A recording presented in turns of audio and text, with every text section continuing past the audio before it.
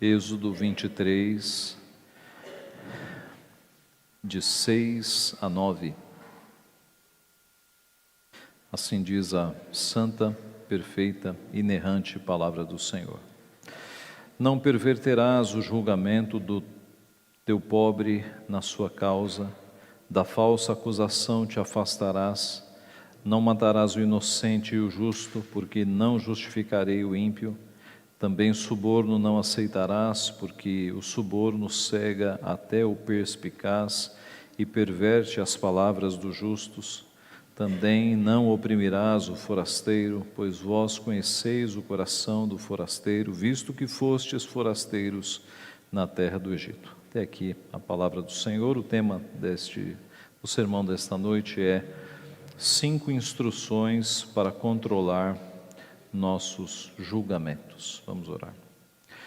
Pai Santo, Deus bendito, nós estamos diante da Tua santa palavra, mais uma vez, nos sentimos pequenos diante da Tua santa lei, mas sabemos que temos o Senhor, temos o Teu Santo Espírito para nos ajudar a entendermos a Tua palavra e a ser aplicada em nossa vida, Pai. Pedimos o Teu auxílio, pedimos a iluminação do Teu Santo Espírito para que nós a entendamos, para que nós sejamos ensinados pelo Senhor, instruídos pelo Senhor.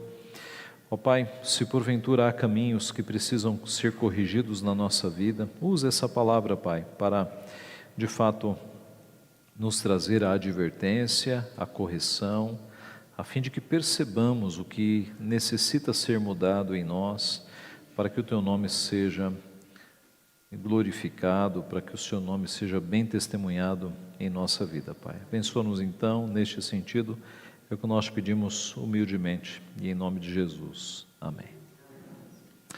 Meus irmãos, esse texto foi endereçado aos juízes de Israel, aos seus magistrados. Eles deveriam ser modelos de justiça em todos os procedimentos. Porém, esse texto fala a nós também, na medida em que nós pegamos esses princípios e aplicamos aos nossos relacionamentos. Nós temos aqui 5 instruções para controlar os nossos julgamentos. E se você pensar bem, mesmo não sendo nós juízes, nós fazemos julgamentos a vida inteira, o tempo todo. Desde o julgamento que você faz avaliando a distância e a velocidade de um veículo para ver se você pode atravessar a rua ou não, até o julgamento que você faz depois de ouvir um político, por exemplo. Desde a conclusão que você tira ao ler uma notícia, até a opinião que você passa a ter ao ouvir 2 lados de pessoas que estão em briga. Nós fazemos julgamentos todo o tempo e o tempo todo. Isso não é errado. Quando Jesus Cristo disse, não julgueis para que não sejais julgados, não era no sentido de proibir julgamentos, mas proibir julgamentos parciais. Veja a continuação do texto. Pois com o critério com que julgardes, sereis julgados. Eu estou lendo Mateus 7. E com a medida com que tiverdes medido, vos medirão também. Por que vês tu o argueiro no olho de teu irmão, porém não reparas na trave que está no teu próprio? Ou como dirás a teu irmão, deixe-me tirar o argueiro do teu olho, quando tens a trave no teu? Hipócrita, tira primeiro da trave o teu olho, e então verás claramente para tirar o argueiro do olho de teu irmão. Então Jesus estava não condenando qualquer julgamento, mas os julgamentos parciais, de você enxergar um cisco no olho do teu irmão, quando você tem uma tora no teu olho. Essa é a ideia. Então tira primeiro a tora do teu olho, para depois falar da vida do teu irmão. Nós julgamos o tempo todo, e a palavra de Deus nos ensina, inclusive, a termos julgamentos justos. João 7,24, não julgueis segundo a aparência, e sim pela reta justiça. 1 Coríntios 10,15, falo como a criteriosos, julgai vós mesmos o que digo. 1 Timóteo 5,21, julgai todas as coisas, retende o que é bom. Assim, meus irmãos, nesta noite, com base nesse texto, nós podemos ter 5 instruções quanto aos nossos julgamentos, os julgamentos que nós fazemos nos nossos dias. A primeira instrução que nós temos aqui é: não discrimine. É a primeira, não discrimine. Veja o verso 6.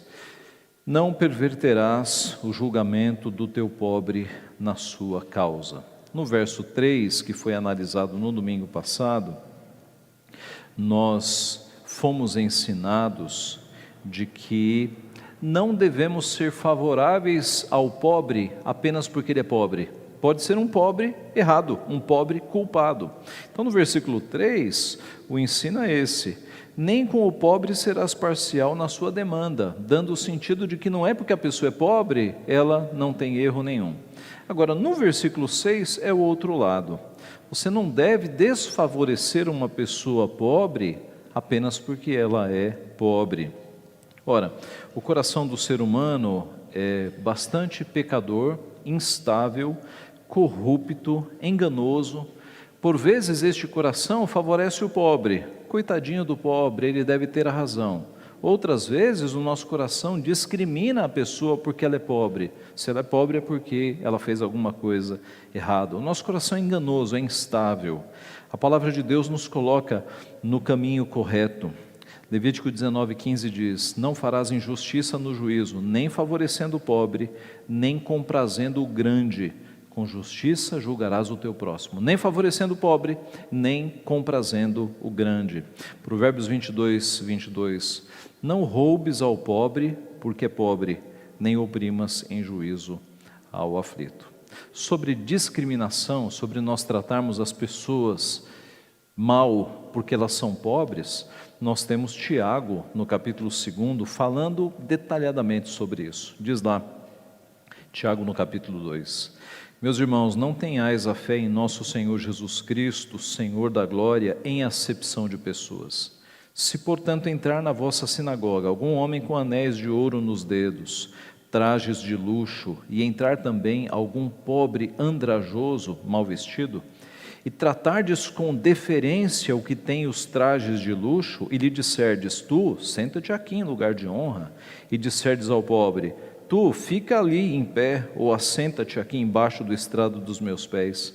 Não fizestes distinção entre vós mesmos, e não vos tornastes juízes tomados de perversos pensamentos?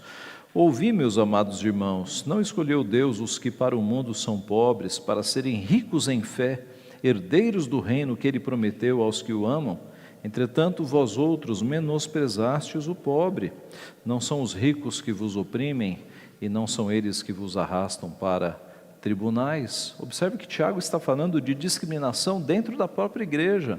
Pessoas que chegavam com anéis de ouro, com trajes bonitos, sendo tratados: olha, vem aqui para os primeiros lugares. E aqueles que chegavam mal vestidos, fica em pé, ou senta aqui embaixo dos bancos.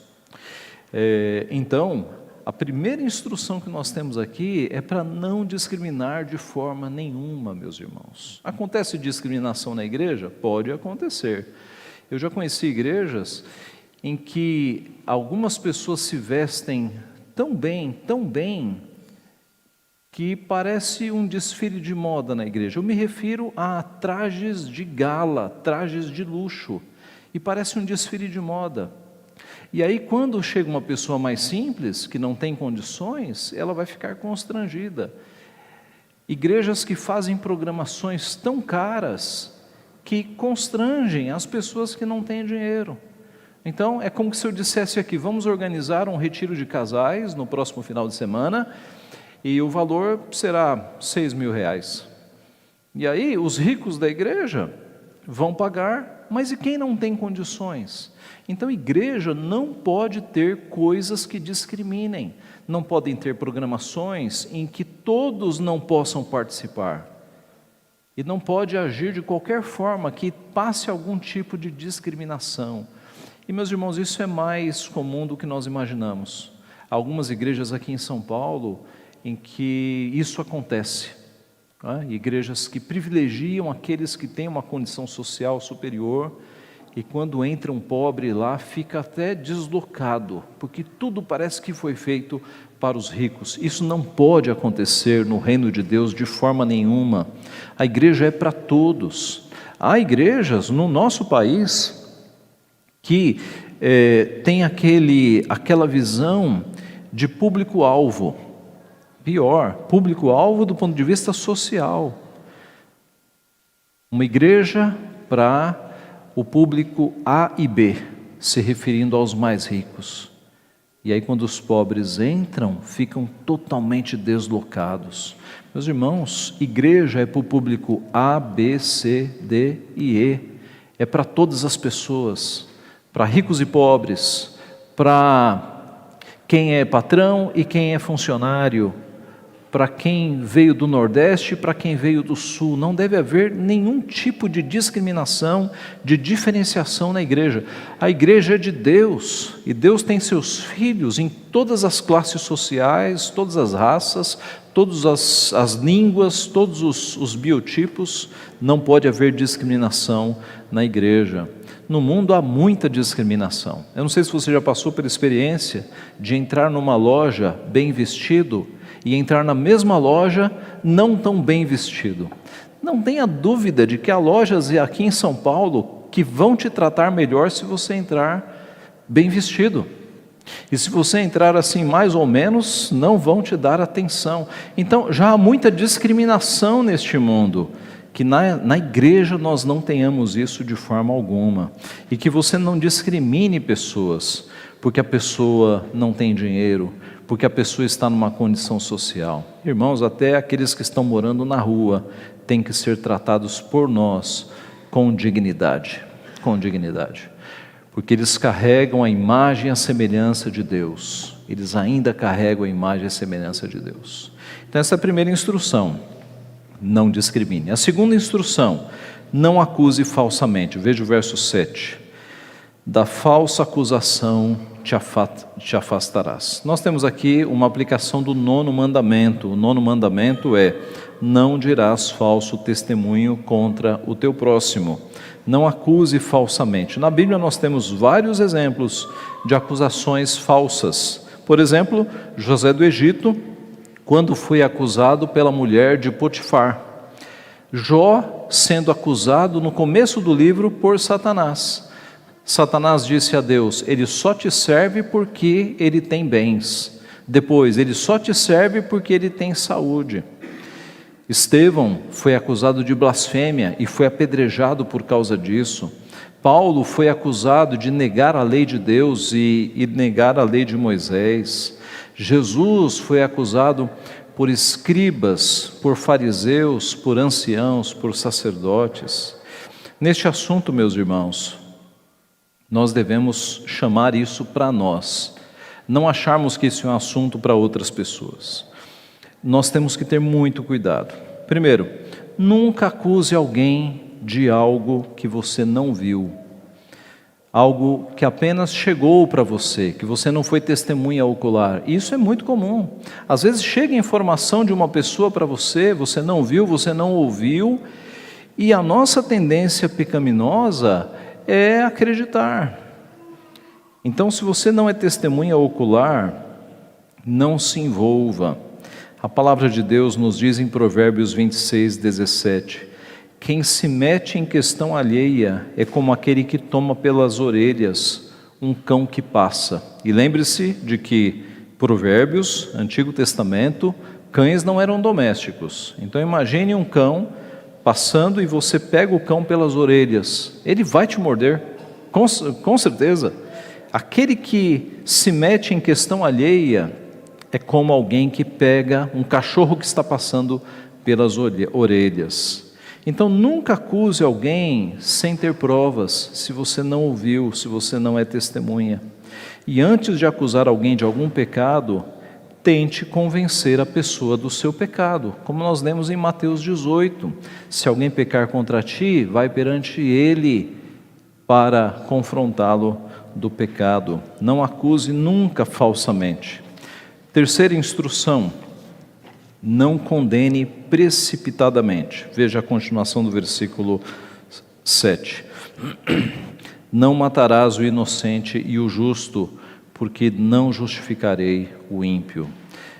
A mensagem era, meus irmãos, em primeiro lugar para os juízes, os magistrados, né? Os juízes deveriam seguir a justiça e, em hipótese alguma, um juiz deveria condenar um inocente.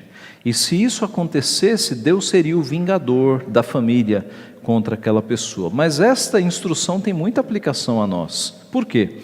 Porque, embora nós não sejamos juízes, o nosso coração é especialista em condenar as pessoas precipitadamente. Geralmente nós julgamos e condenamos as pessoas sem ouvir as pessoas, sem dar o direito de defesa, o mínimo de direito de defesa. Talvez você já tenha sido vítima disso, de um boato seu circular e algumas pessoas pegarem aquele boato, te condenarem sem te ouvir e acharem que é isso mesmo, sem te dar ao mínimo o direito de defesa. Então, quando você ouvir algo ruim sobre uma pessoa, você tem dois caminhos. O primeiro é dizer assim: eu conheço essa pessoa, eu sei que ela não faria isso. Ponto final. Você dar o benefício, o crédito àquela pessoa. E um segundo caminho qual é? Ir conversar com a pessoa. Ficou na dúvida? Vai conversar com a pessoa. Meu irmão, estão falando isso, é verdade? Chegou em mim, é verdade? Então, ao invés de ficar comentando para os lados, vá direto na pessoa, converse com a pessoa. Você nunca deve acreditar em algo que é dito sobre alguém sem ouvir a pessoa. Você nunca deve fazer condenações deste tipo. A Bíblia nos ensina a termos julgamentos caridosos sobre as pessoas. É melhor dizer: não, eu não acredito, eu conheço aquela pessoa, eu confio na integridade daquela pessoa. Na minha experiência, meus irmãos, dirigindo um órgão grande da igreja, eu algumas vezes tive que tomar decisões bastante difíceis, bastante impopulares, para pessoas, não é? Mas pelo bem do reino, pelo bem da IPB. Algumas vezes eu passei por momentos assim, muito difíceis. E numa destas épocas, em que eu tive que tomar decisões difíceis, que desagradaram pessoas, mas agradaram a Deus, não tenho dúvida, eu estava numa reunião de Supremo Concílio, num intervalo de almoço, numa fila, esperando chegar a comida, e chegou um pastor, que eu não tinha muita proximidade, eu sabia quem era, um pastor muito sério, reverendo Nelson, ele pastoreia em Cuiabá.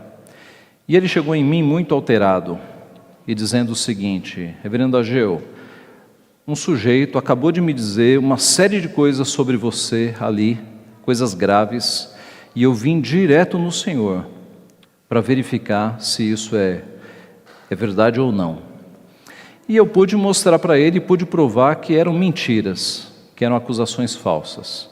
E depois ali de uns 10, 15 minutos conversando com ele, e mostrando que eram acusações falsas de fato, provando para ele, ele disse: pois bem, pois agora eu vou voltar no indivíduo maledicente e vou repreendê-lo, para ele fechar a boca e parar de ficar falando mal das pessoas. Meus irmãos, isso é comportamento de crente. Eu diria que isso é comportamento de homem, não ficar falando para os lados, fazendo fofoquinha, falando pelas costas, mas ir direto na pessoa, falar com a pessoa. Isto é o comportamento que Cristo nos ensina em Mateus 18. Se o teu irmão pecar contra ti, vai perante ele. Se ele te receber, bem, se não, leva testemunhas. Se aceitar a palavra, ganhaste o irmão, se não, dize à igreja. Esse é o comportamento que se espera de cristãos. Então, não fale pelas costas, não seja maledicente, não pratique a fofoca, não passe boatos para frente. Nós temos que preservar a reputação das pessoas. Se há alguma dúvida, vá falar direto com a pessoa. Fulano, fulana, eu ouvi isso sobre você, é verdade? Isso está acontecendo? Na maioria das vezes, você vai perceber que a pessoa está sendo vítima de difamação, de calúnia, de maledicência. E isso não cabe entre discípulos de Cristo. Não condene precipitadamente. Veja como é belo o que nós temos no Catecismo Maior de Westminster, na pergunta 144. Quais são os deveres exigidos no 9º mandamento? Os deveres exigidos no 9º mandamento, não dirás falso testemunho contra o teu próximo. Os deveres exigidos no 9º mandamento são conservar e promover a verdade entre os homens e a boa reputação de nosso próximo, assim como a nossa. Manter e defender publicamente a verdade e dizê-la sincera, livre, clara e plenamente do coração. E em questões de julgamento e justiça e em todas as mais coisas, quaisquer que sejam, dizer a verdade e só a verdade.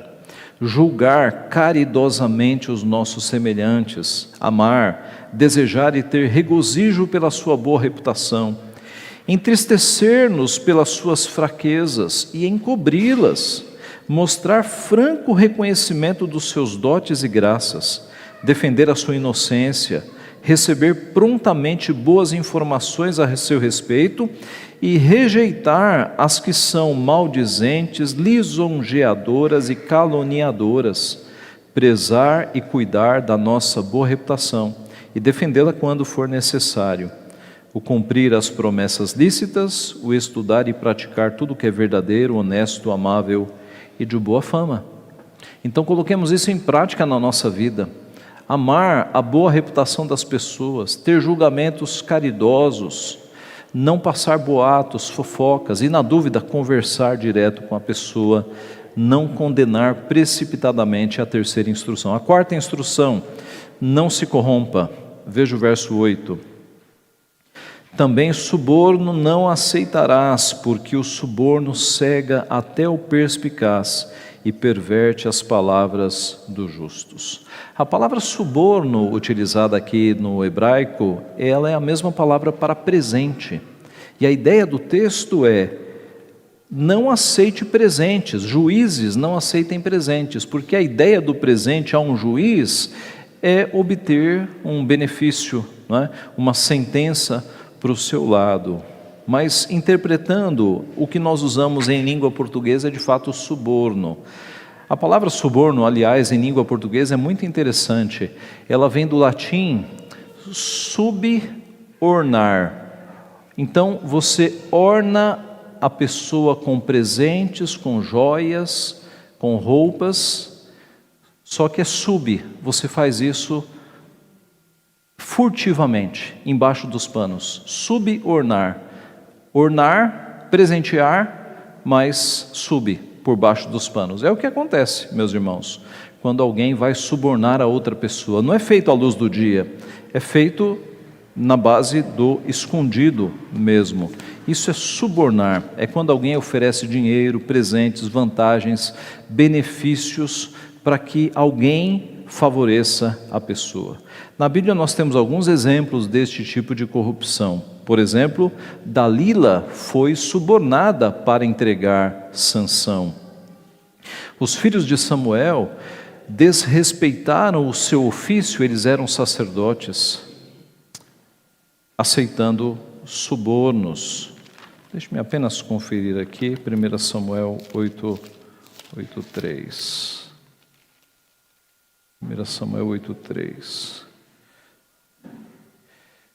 Não eram sacerdotes, é dito aqui. Eram juízes. Porém, seus filhos não andaram pelos caminhos dele, antes se inclinaram à avareza e aceitaram subornos, pervertendo o direito. Estes foram os filhos de Samuel. O perverso Amã subornou o rei Assuero na tentativa de destruir os judeus na Pérsia. Ofereceu uma quantia enorme de talentos. As 30 moedas de prata que Judas recebeu para trair o Senhor Jesus. Os soldados encarregados de guardar o túmulo de Jesus foram subornados pelos sacerdotes para espalhar uma versão falsa do que havia acontecido com Jesus. Félix deixou Paulo na prisão porque esperava receber dinheiro de Paulo, esperava por suborno. Na palavra de Deus, o suborno, é claro, sempre foi proibido, sempre foi condenado por Deus. E isso vale para nós também, meus irmãos, mesmo que nós não sejamos juízes. Então, nós não devemos aceitar suborno quando nós estamos em alguma posição de julgar pessoas.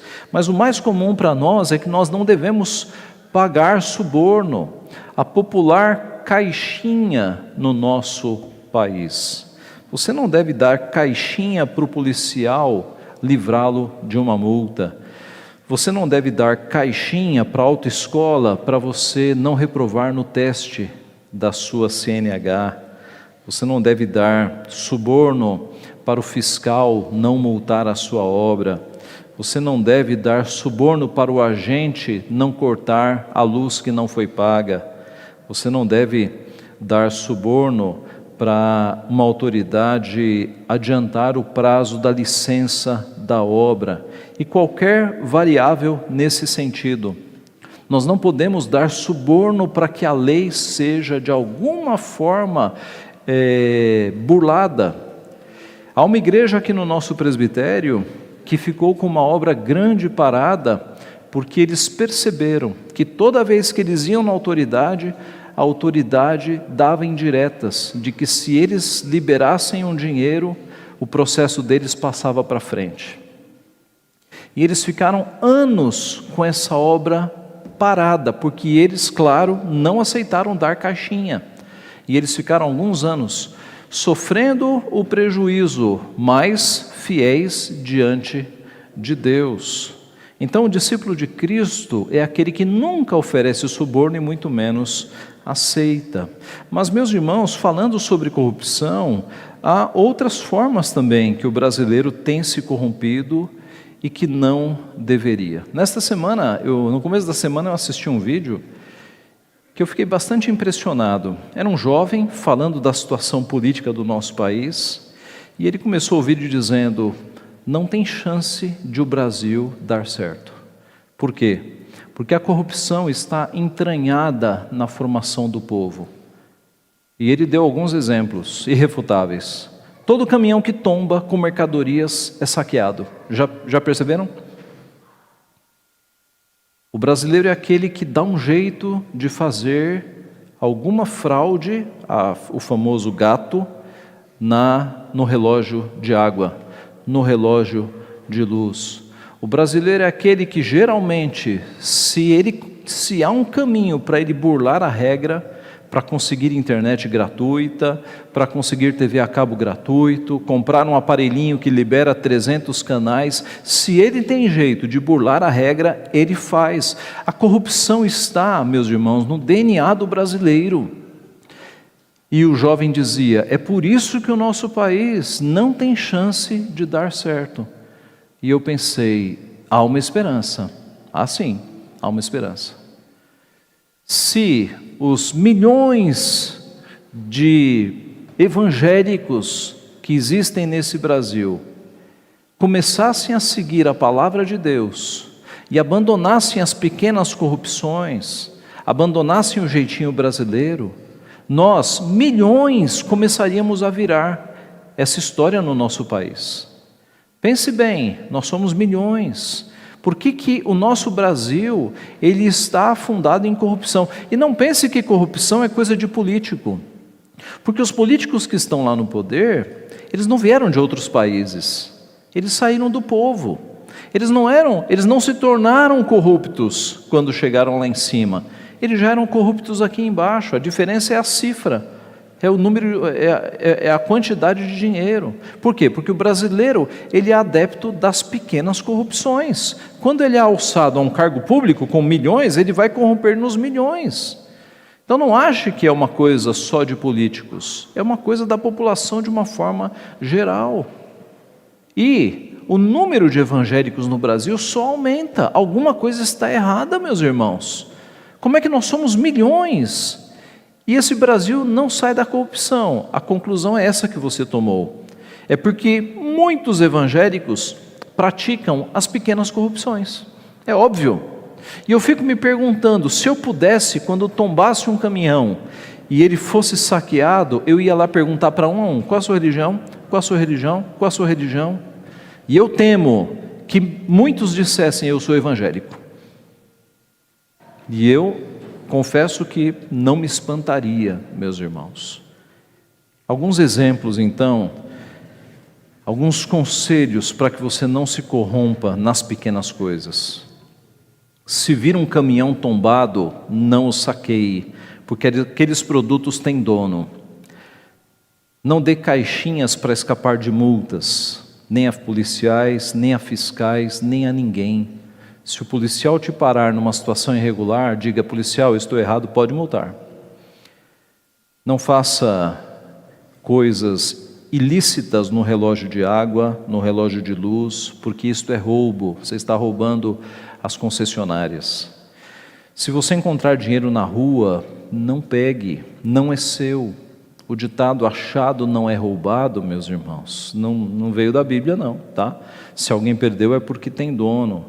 E você já pensou que a pessoa pode estar fazendo o caminho para encontrar o bem que ela perdeu, dinheiro ou alguma coisa? É claro, se você tiver confiança de pegar o item perdido e colocar num lugar, no achados e perdidos, alguma coisa assim, que garanta que a pessoa vai encontrar, melhor ainda.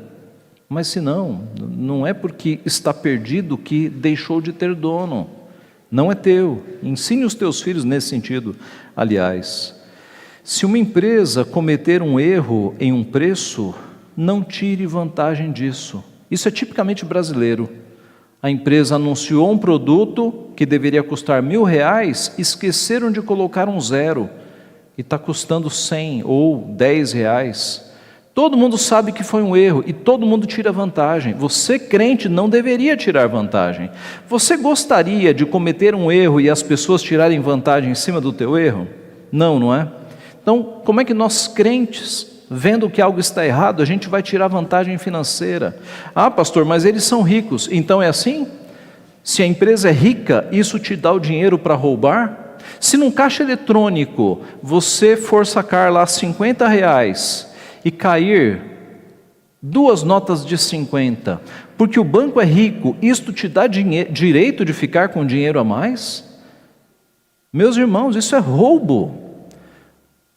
O fato da pessoa ser rica não te dá o direito de roubar a pessoa. Não use senhas de TV a cabo sem permissão de outras pessoas, nem de internet sem permissão. Não compre produtos piratas. Não compre produtos sem nota fiscal. Se recebeu troco a mais, devolva. Não baixe livros em PDF, se são livros que ainda estão sendo comercializados. Há muitos livros, é claro, no domínio público, né, que já passaram de 80 anos, se eu não me engano, da morte do autor, e estão em domínio público. E há editoras que liberam seus PDFs. Mas há um comércio de livros em PDF entre evangélicos, meus irmãos, que é uma vergonha. Livros que estão sendo vendidos na editora e estão sendo disponibilizados não, e alguém escaneou o livro e espalhou pela internet. Isso é roubo. Na dúvida, pergunta para a editora se eles aceitam isso. Isso é roubo. Não compre mercadorias roubadas. Se um videogame custa R$2.000 e tem alguém te oferecendo por 200, o que você acha que é isso? Sem nota fiscal. Não seja cúmplice nessas coisas. Não venda produtos que estão em falta a preços bem mais caros. Eu me lembro que aconteceu uma tragédia há pouco tempo aqui no litoral e rapidamente o preço da água mineral subiu para 5 vezes mais. As pessoas se aproveitando da calamidade, subindo os preços porque estava em falta. Não colhe em provas, mesmo que o professor saia da sala, estudantes, não colhe. O professor não está lá, mas Deus está olhando. Não use de plágio nos trabalhos escolares. Cuidado com a inteligência artificial. Não faça coisas que sejam ilícitas do ponto de vista acadêmico. Não participe de pirâmides ou de esquemas que estão prometendo muito dinheiro. Crente não participa de pirâmide. Crente não participa de rifa e nem faz rifa, porque rifa é dinheiro fácil. É a filosofia de que todos pagam, muitos perdem e um só ganha. Crente não se envolve nessas coisas. Não use atestados falsos para faltar no trabalho ou na escola. E nem use de mentiras para não ir trabalhar. não sonegue impostos, não fure filas. Brasileiro fura fila, e tem crente que fura fila. Não estacione em vagas especiais, se você não é especial. Eu não tenho dúvida de que muitos dos que param em vagas para deficientes, e muitos param sem ser deficientes, eu não tenho dúvida de que crentes fazem isso também. Não jogue lixo no chão, não jogue entulhos, móveis velhos, restos de construção em terrenos vazios. Meus irmãos, eu sei que algumas coisas aqui são o básico do básico, não é? Eu acho que você nunca saqueou um caminhão, mas essas coisas têm que ser faladas, porque o meio evangélico está participando dessas pequenas corrupções. Isso é uma vergonha, e eu creio que o Brasil tem jeito sim. Se os crentes passarem a viver como crentes, esse Brasil muda. A questão é que nós temos, meus irmãos, que nos transformar, que sermos transformados pela palavra. Nós temos que viver como filhos da luz e não como filhos das trevas. É a quarta instrução, não se corrompa. E a quinta e última instrução, não oprima. O último versículo.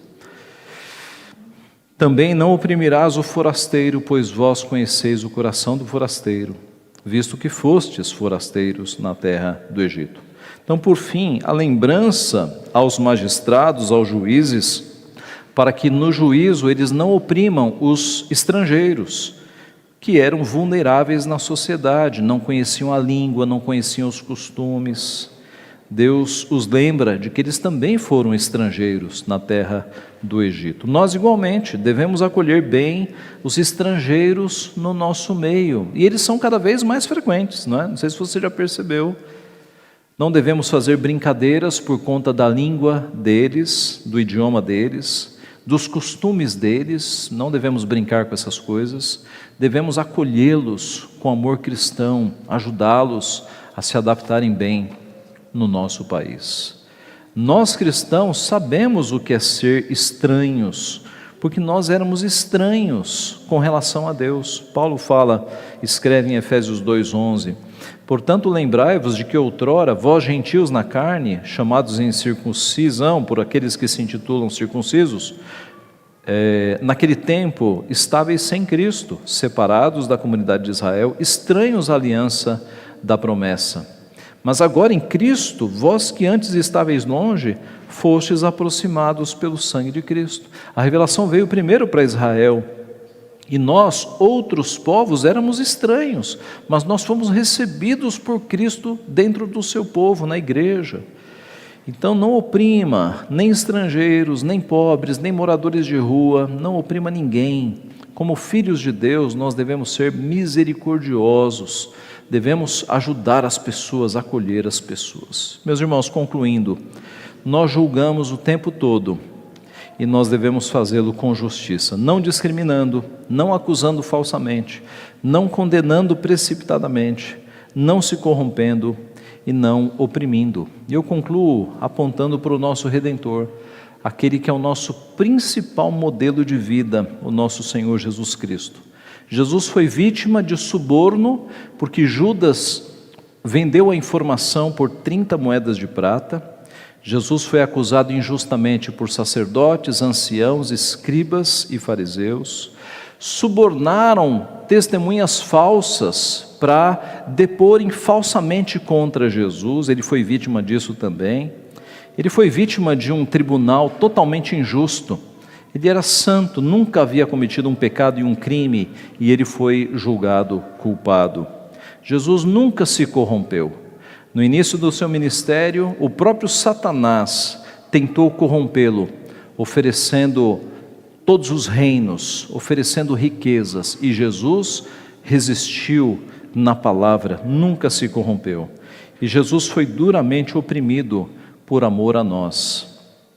Nas palavras do profeta Isaías, em Isaías 53. E eu termino aqui. Quem creu em nossa pregação e a quem foi revelado o braço do Senhor, porque foi subindo como renovo perante ele, como raiz de uma terra seca, não tinha aparência, nem formosura. Olhámo-lo, mas nenhuma beleza havia que nos agradasse. era desprezado e o mais rejeitado entre os homens, homem de dores e que sabe o que é padecer. E como um de quem os homens escondem o rosto, era desprezado, e dele não fizemos caso. Certamente, ele tomou sobre si as nossas enfermidades, e as nossas dores levou sobre si. E nós o reputávamos por aflito, ferido de Deus e oprimido. Mas ele foi traspassado pelas nossas transgressões, moído pelas nossas iniquidades. O castigo que nos traz a paz estava sobre ele, e pelas suas pisaduras fomos sarados. Todos nós andávamos desgarrados como ovelhas, cada um se desviava pelo caminho, mas o Senhor fez cair sobre ele a iniquidade de nós todos. Ele foi oprimido e humilhado, mas não abriu a boca. Como cordeiro foi levado ao matadouro, e como ovelha muda perante os seus tosqueadores, ele não abriu a boca. Por juízo opressor foi arrebatado, e de sua linhagem quem dela cogitou? Porquanto foi cortado da terra dos viventes, por causa da transgressão do meu povo, ele foi ferido. Designaram-lhe a sepultura com os perversos, mas com o rico esteve na sua morte, posto que nunca fez injustiça, nem dolo algum se achou em sua boca. Todavia o Senhor agradou moê-lo, fazendo-o enfermar. Quando der ele a sua alma como oferta pelo pecado, verá a sua posteridade e prolongará os seus dias, e a vontade do Senhor prosperará nas suas mãos. Ele verá o fruto do penoso trabalho de sua alma e ficará satisfeito. O meu servo, o justo, com seu conhecimento, justificará a muitos, porque as iniquidades deles levará sobre si. Por isso eu lhe darei muitos como a sua parte, e com os poderosos repartirá ele o despojo, porquanto derramou a sua alma na morte, foi contado com os transgressores, contudo levou sobre si o pecado de muitos, e pelos transgressores intercedeu.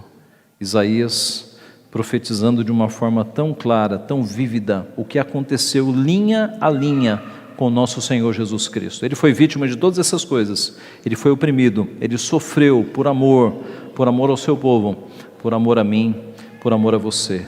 Que nós estejamos do lado daqueles que sofrem as injustiças, daqueles que sofrem a ofensa, não do lado daqueles que praticam a ofensa, a injustiça, a corrupção, a maledicência, a acusação injusta.